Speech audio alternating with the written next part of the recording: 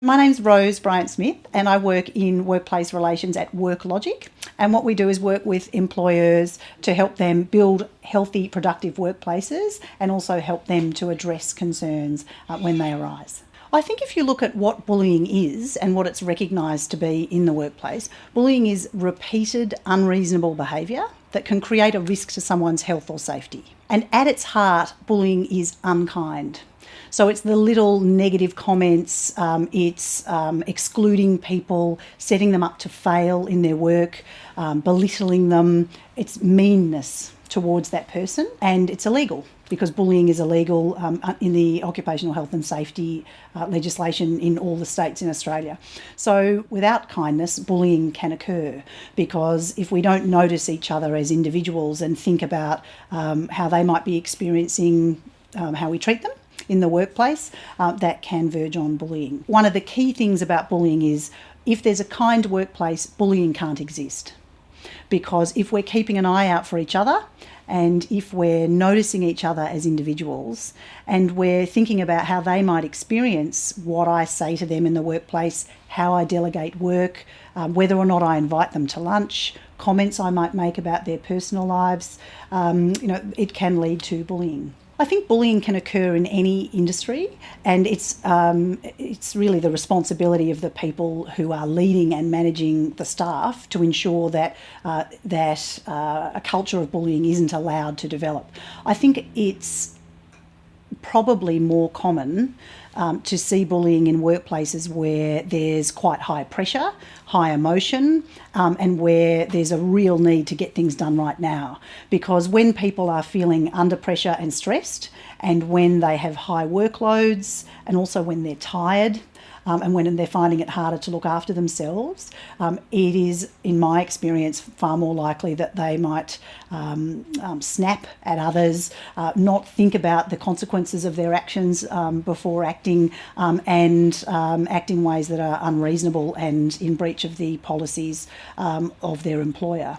So while I wouldn't say that bullying, in my experience, is more common in the health sector, it is very common, and that's been recognised in various government reviews. The Auditor General's report in Victoria of last year recognised that bullying is a real problem in the health sector generally, and that it's something that we're all responsible to do something about. Some bullying is very obvious and clearly unreasonable and would obviously be terribly distressing for the person who's been treated like that. But the workplace relations law and occupational health and safety law recognises that bullying can be far more subtle, quite insidious, and be little micro actions that are belittling, negative, harmful, aggressive to that person, that sometimes can be harder to spot. But the key thing is that if the actions that that person is experiencing in the workplace are negative, are repeated, and cause a risk to their health or safety, that's bullying.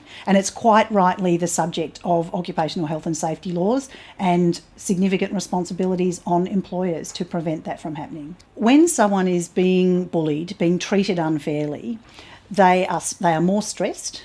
They're often suffering from other health problems, psychological and otherwise. And very importantly, they're less likely to speak up if they see something that's going on in the workplace that they think causes risk.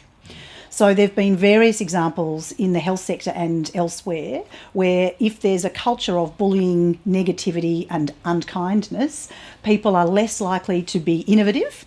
They're less likely to raise a red flag if they see a risk to the business, to a patient, occupational health and safety risk, risk to the public, because they are fearful to speak out. If you're constantly in a state of fear and feel that your actions are going to be judged unfairly and negatively, and you're often silenced, it makes absolute sense that you're not going to speak up if you see something going on that you think, hang on a sec, why is that patient being ignored? Or, this person's asked repeatedly about something that's worrying them. Why is no one acting? You're not going to be brave and generous to those around you if you're in a state of fear. So there's been increased recognition both in the occupational health and safety sphere and more broadly that creating a healthy, safe culture where everyone can bring their best selves to work and we can get the best out of the work that we're doing and work well as teams, it's really important that we all understand that we each have a role in building that culture. Yeah.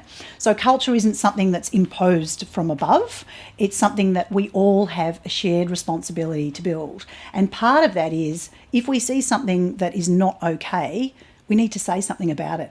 So there's increased recognition that from a risk perspective and also on the more positive side of how we build a healthy, happy, safe workplace, it's really important for people to understand that they can have a huge impact if they speak up, if they see something happening that is not aligned to their values and that they think could be harmful to each other as colleagues, to patients and others. So encouraging staff to speak up when they see something that is not okay is a great way for organisations to help improve outcomes in terms of health outcomes, patient outcomes, and also the employees' experiences of the workplace.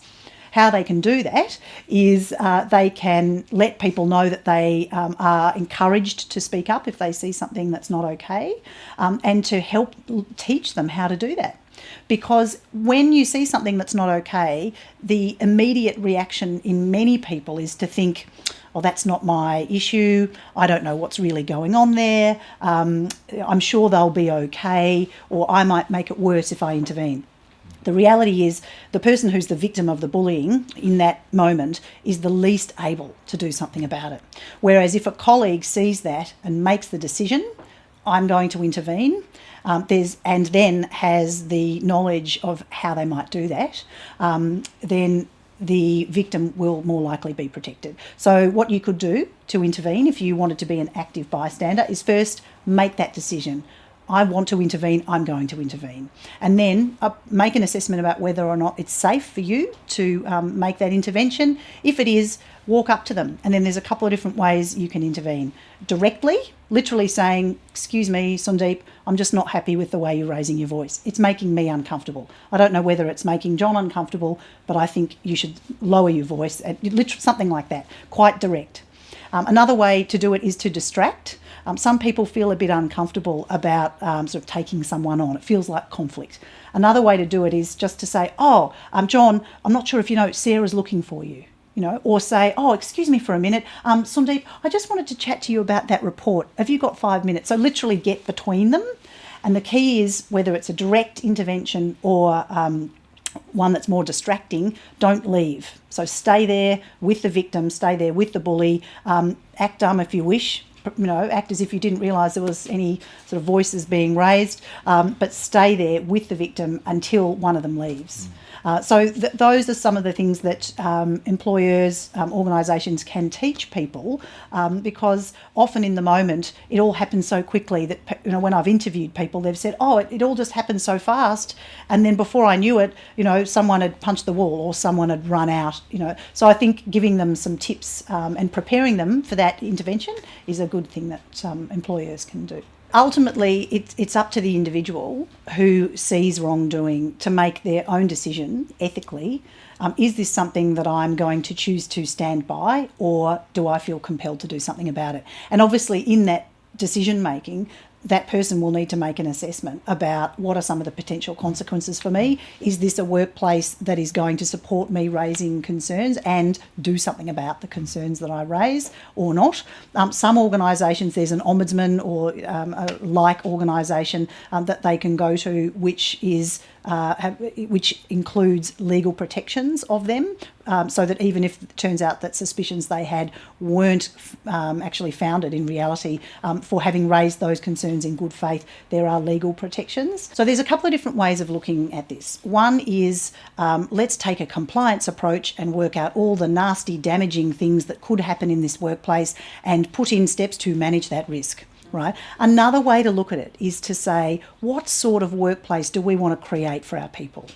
What sort of workplace is going to bring the best out of our professionals and make sure that they can bring their best selves to work and offer their best professionally to our clients and patients, right? And it's got to be a strengths-based positive one. Okay, there's no beautiful culture that's built on the negative. We've got to think, do we want to be compassionate? Do we want to be professional? If we want to be professional, what does that mean? And we need to then talk to our teams and say, what does professional mean to you? And really let them workshop, if we have this situation with this patient right now, how can we make sure that we deliver the best outcome to that person? How do we deliver it, right? Not just what do we deliver in a very technical sense, but the how makes all the difference. So, for example, checking on a patient might mean walking past, head in the door, look at the chart, leave, and never looking at them in the eye.